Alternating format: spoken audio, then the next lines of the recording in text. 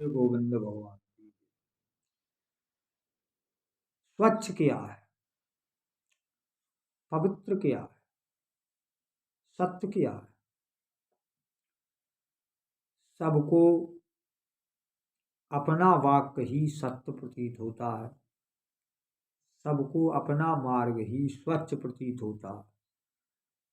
सबको अपना ही पवित्र दिखाई देता है, अपना ही अच्छा लगता है। ऐसा देखा सुना जा रहा है, पर है क्या, इससे परिचित होना बड़ा ही विचित्र है। यहाँ एक प्रसंग समझाते। एक नायिका अपने नायिका रूपी कर्म से संन्यास लेना चाहती है।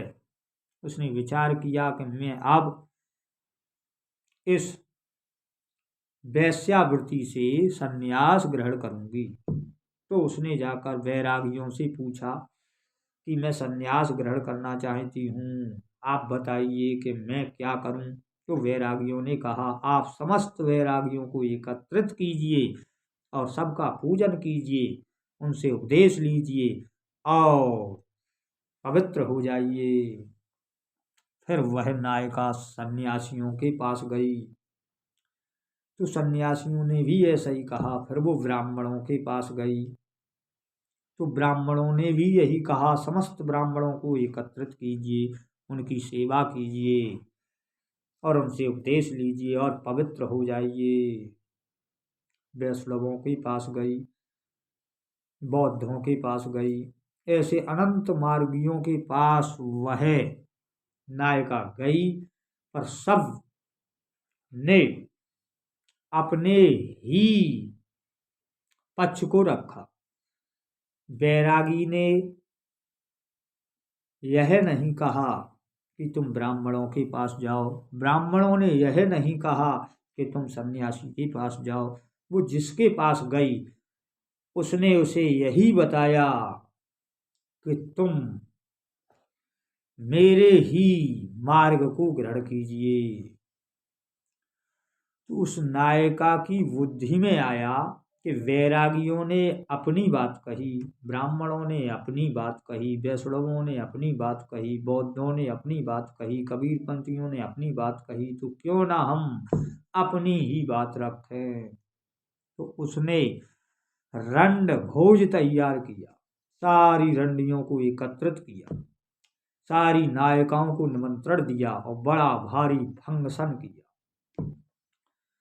जब वह फंक्शन चालू हुआ, दूर दूर से नायिकाएं आने लगीं, तब वहां एक महात्मा को यह सूचना मिली कि इस प्रकार से एक नायिका अपने कर्म को छोड़कर संन्यास ग्रहण करना चाहती है और उसने यह नायिकाओं का भंडारा रखा है। तो वह महात्मा वहां से गए और जो चावल के धोने से माड़ का गंदा पानी निकलता है वह रखा हुआ था। महात्मा जाकर उसी माड़ के पानी में अपने हाथ पैर मुख धोने लगे। जब उस नायिका ने देखा कि ये कोई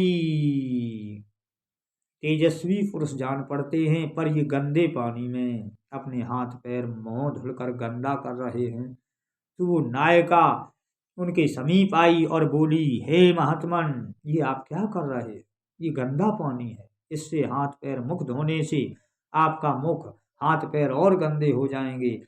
वो स्वच्छ पानी रखा है, उस स्वच्छ पानी में आप अपने हाथ पैर और मुख धोइए।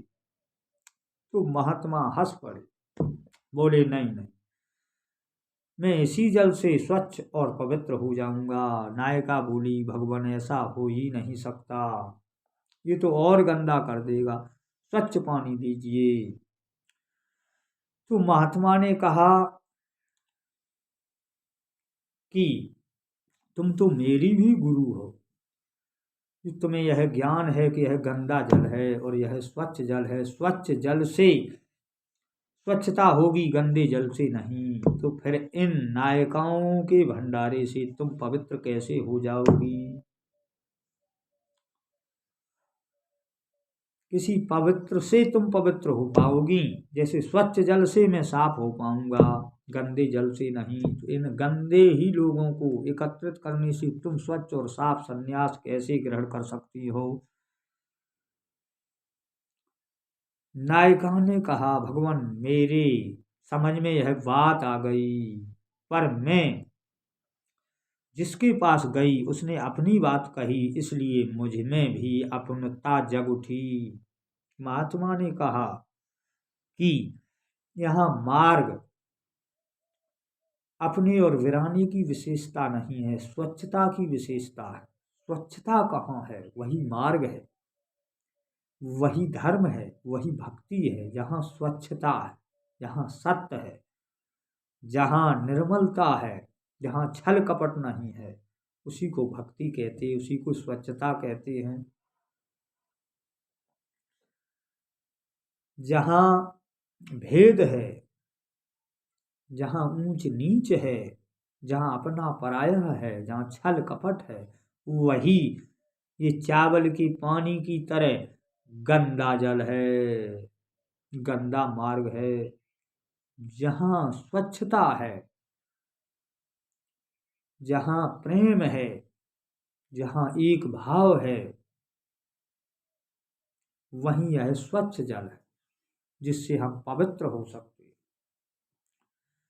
मैं कबीर पंथी हूँ, मैं बौद्ध पंथी हूँ, मैं वैष्णवी हूँ, इन बातों से